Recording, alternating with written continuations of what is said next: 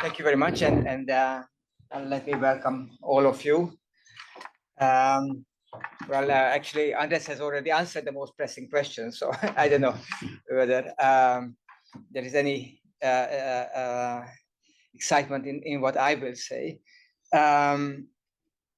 This is indeed a large-scale project about which I want to say a couple of words, but I also would like to already enter, if allowed, into the subject matter of the workshop, and partly touch upon some conceptual questions and partly show some empirical results that are at least tangentially relevant for the topic we are discussing here. So I don't know whether I don't know. I think it's better if I move on.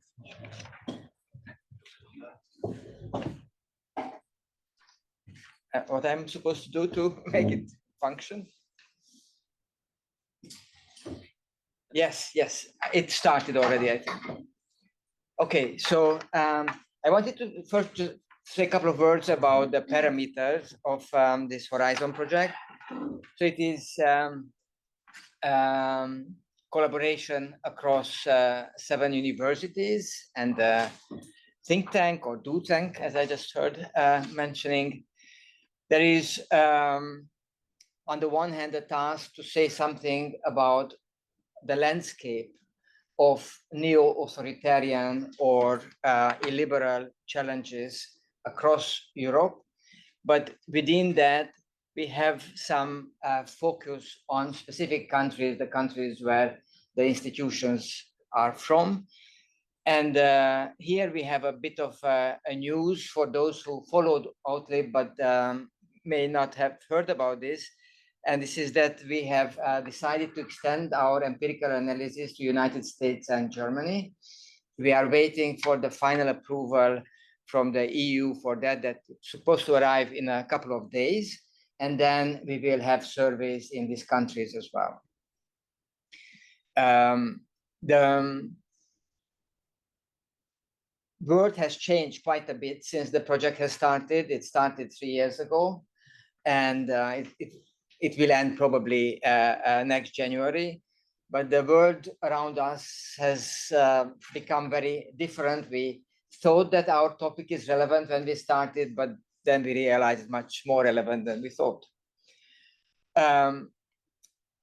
Now, most of the project is of an empirical sort. So we typically ask descriptive questions and causal questions. So we try to understand the structure and the nature of the illiberal challenge. And in order to do so, we employ several empirical methods. Here you see a short list of major methods. So we do surveys, mass surveys, and expert surveys, and survey experiments. We have already completed our policy studies. We do text analysis of political text programs and politician speeches, but also some media analysis and quite a lot of social media analysis. We do laboratory experiments. We analyze the relations among organizations labeled by us as neo-authoritarian or illiberal, so organizational linkages and communication, diffusion of ideas. We have done historical studies. We will organize in the coming months a couple of deliberative fora in Czechia, mini publics, where we will interact with some actors who are either relevant because they are professionals of operating democratic apparatuses, or are ideologically committed on either side, or are just simply ordinary citizens who will engage in discussion stimulated by us. And finally, we will complete a couple of case studies on the countries I already listed.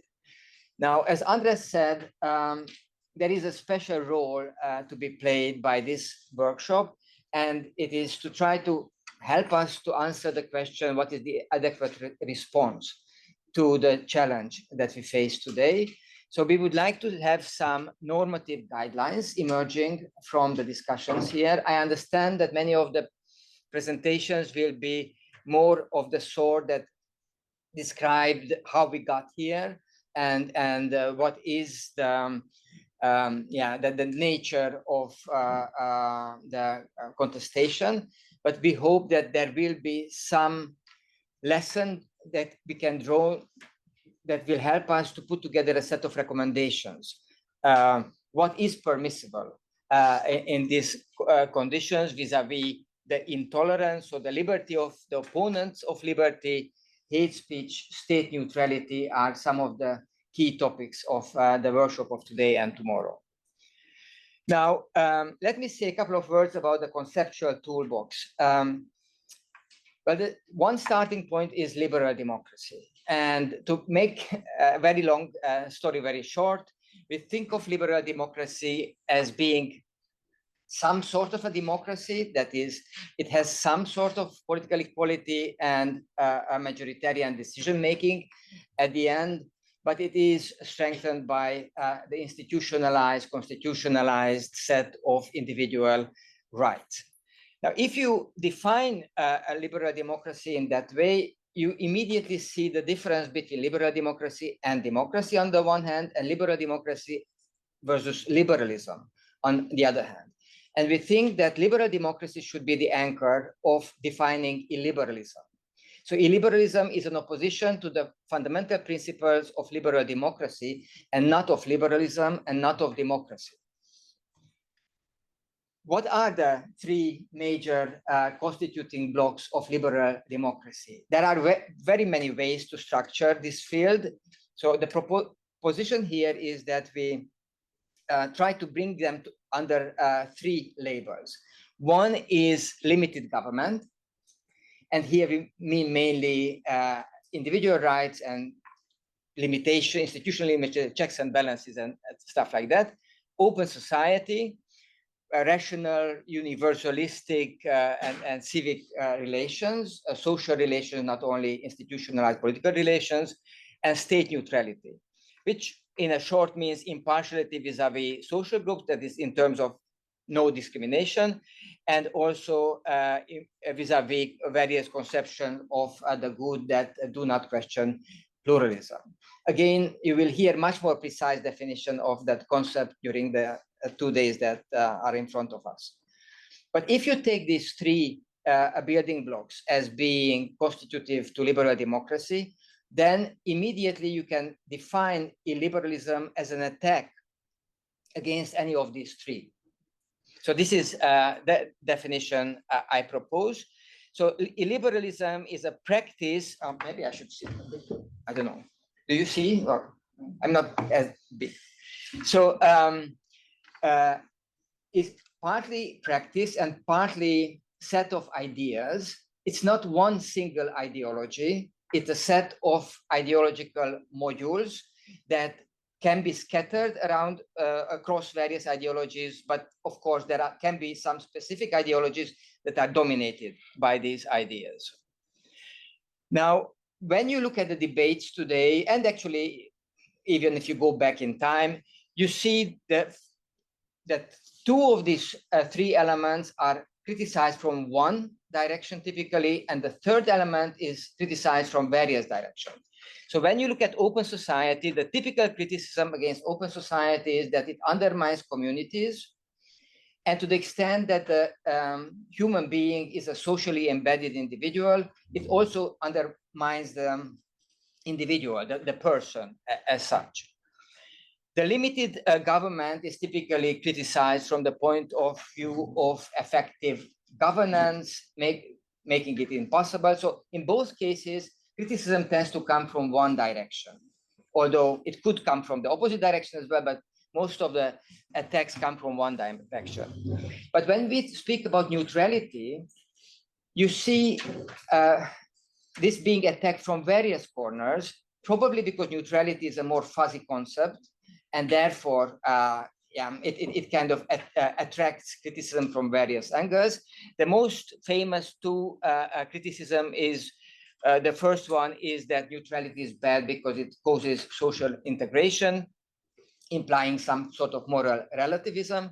And the second is that there is no neutrality, that the liberal democrats are faking neutrality. Liberal democracies are totalitarian societies that have very strong commitment towards particular values like secularism, oikophobia, hatred of the home, hatred of the nation, and radical progressivism.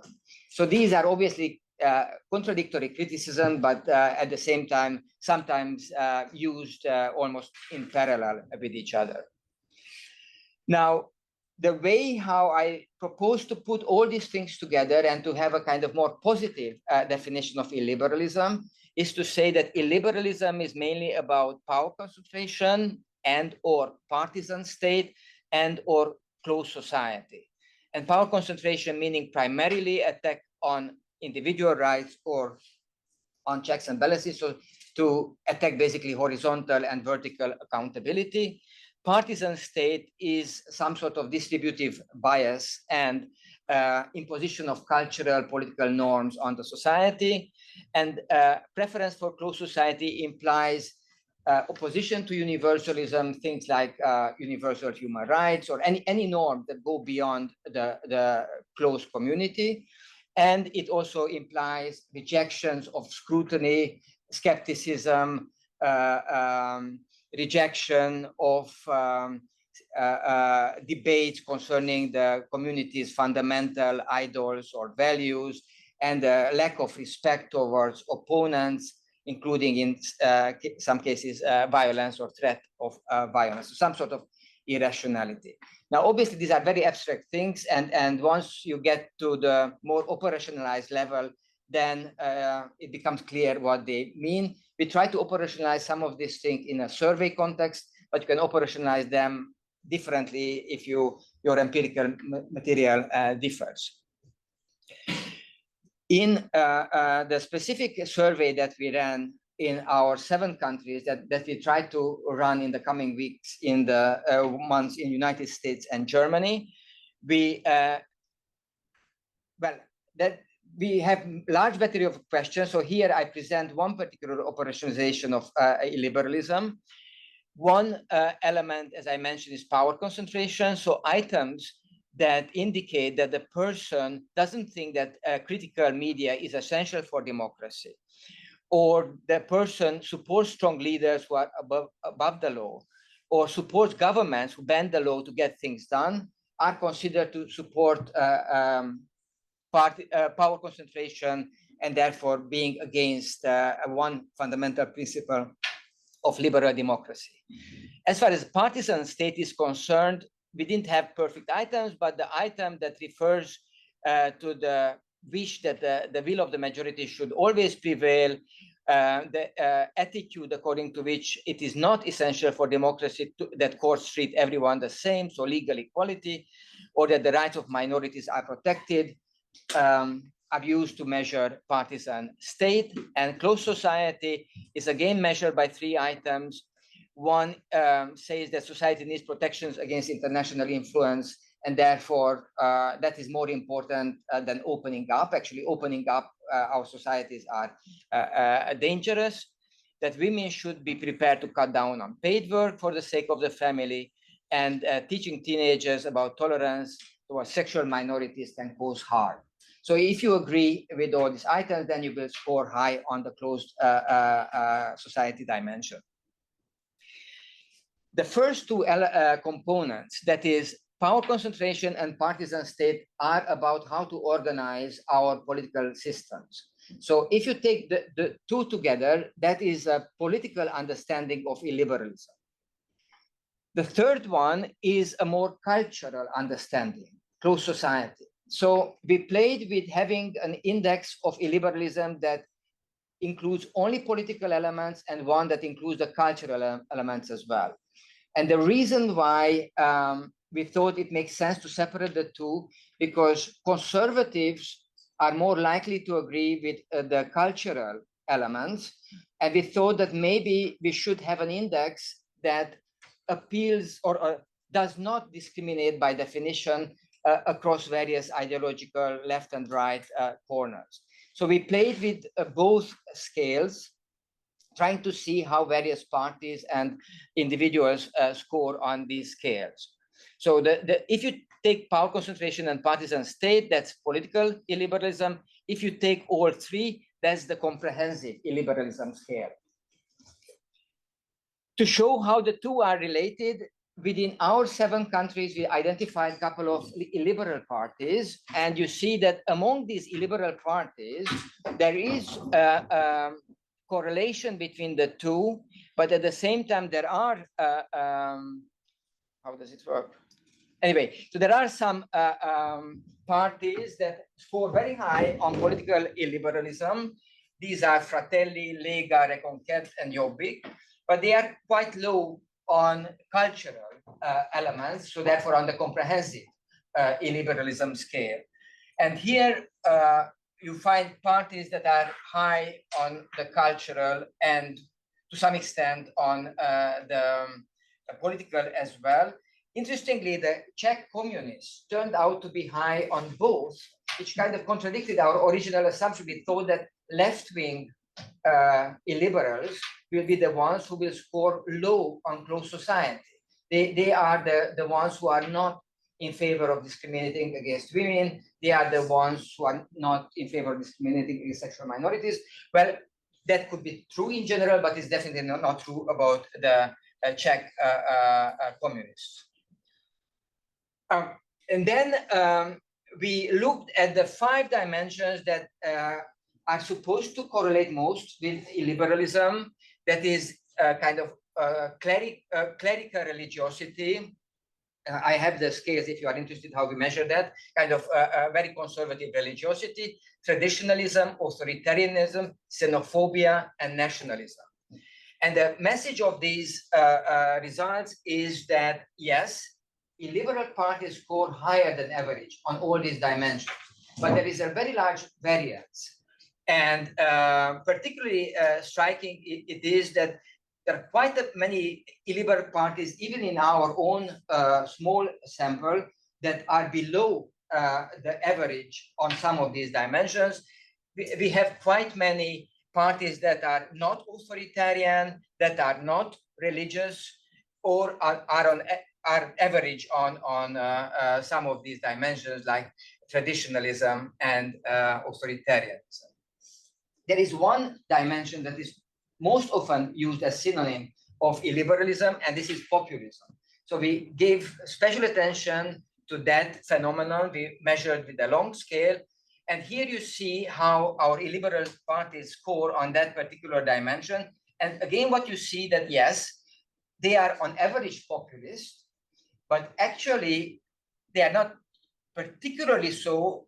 And if you look at the bottom of the scale, you find quite many clearly illiberal parties that, according to the answers given by their voters, are not populist at all. Could even call them anti-populist. We checked the same on a much larger sample using the Chapel Hill survey data, and there we have seen the same pattern. Illiberalism virtually doesn't matter how you measure it, is not synonymous with populism. These two things, in terms of party rankings, diverge. Then we entered all these variables into a multidimensional scaling, and we added left-right orientation, and we found that our illiberal parties cluster into 4 groups. One group can be called traditionalist religious. Another one can be called xenophobic populist. A third one left is secular, but that's only one party, admittedly. And the 4th group is a non-populist, non-traditional, but right-wing group. So there are varieties of illiberalism, and this is basically the message of our whole project. And it makes sense to differentiate them. In order to see whether our results are weird in any way, as I mentioned, we checked the Chapel Hill expert study that looks at all European parties. And although they have a different time period, largely different parties, we found the same, more or less the same 4 groups. So again, a traditionalist religious group, a xenophobic populist group, a non-populist, non-traditional right-wing group, and the left is secular xenophobic group. So it seems that this fourfold classification goes beyond our smaller sample and perhaps has some validity across other contexts as well. Now, once I presented this data only to get a feeling about what kind of empirical research happens in AUTHLIB, let me conclude by saying a couple of words about the parallel arguments that seem to be leveled against liberal democracy and that justify kind of multi-layered study of this topic. In the paper that I put in the folder, I distinguished nine. I'm not sure whether this is the right number, but at the moment, I haven't found more than them, and all the 9 seem to be present at the level of elite discourse, and some of them were found in the empirical data as well, although not all of them, because we didn't have the appropriate question for all of them. So the first one is authoritarian illiberalism. This is the kind of illiberalism. You could say that authoritarianism is perhaps the one that is closest to illiberalism. It is about unrestricted power, top-down organization of society, punitiveness against rule breakers, and thinking in terms of duties as opposed to rights. Now, the second is populism, which we define more in terms of unitary will of the people, corrupt elite, and rejection of compromise. And we see this to overlap to some extent with authoritarianism, but to also be the opposite of authoritarianism. Authoritarianism is about top-down. Populism's worldview is bottom-up. So in that sense, they are opposites, but they are both illiberal. The third one is the traditionalist one, where you just support traditional inherited hierarchical social roles, particularly patriarchal family. Then you have the religious one, where you specifically argue that religious authorities and religious identification should reign supreme, and you want legal recognition for them. Then you have a paternalist approach, where you think that the state or wise elites should guide the people. So the kind of guardian role is given to some elites. Again, this is also the opposite of populism in a way. So in various ways, they are clearly distinguishable from each other. Then the libertarian way, where basically you are against any measure that would decrease exploitative relations, with the argument that that would make the state too strong and would stifle competition. Then you have the nationalist, nativist way, where you think that the features of the dominant cultural ethnic group should be somehow imposed on the society as a whole in order to allow that group to survive. Then you have a materialistic argument that is less common in political philosophy, perhaps, but it's very common in actual politics, where you say that any measure that decreases exploitation comes with costs, and the costs outweigh the benefits of emancipating various groups. And then you have the left-wing type of illiberalism, where you think that freedom of expression, pluralism, neutral state, or limited government or privacy worth less than justice, equality, and progress, and therefore you are allowed to curtail all these things. Here you have also some names who represent these different approaches. Probably there are other names that could have decided, and of course there is an overlap. Some of the authors whom I mentioned here in terms of paternalism, like Denin, Vermeulen, or Pepin, could be also mentioned in terms of religious argument of against liberal democracy. My point is simply to say that there is a big variation. These are different logics. These are contradictory logics. You can identify organizations and parties and thinkers as belonging to one or another logic. But then, interestingly, you also see them cooperating. And this is what one part of our project is about, the way how all these actors cooperate with each other because they have a common enemy. We also think, and this should be then perhaps the last point I make, is that because of this variety of challenges to liberal democracy, we need a narrative. I mean, those who want to defend liberal democracy need a narrative that has arguments for these different challenges, which means that depending on where the challenge comes from, you have to frame your justification for liberal democracy in different ways.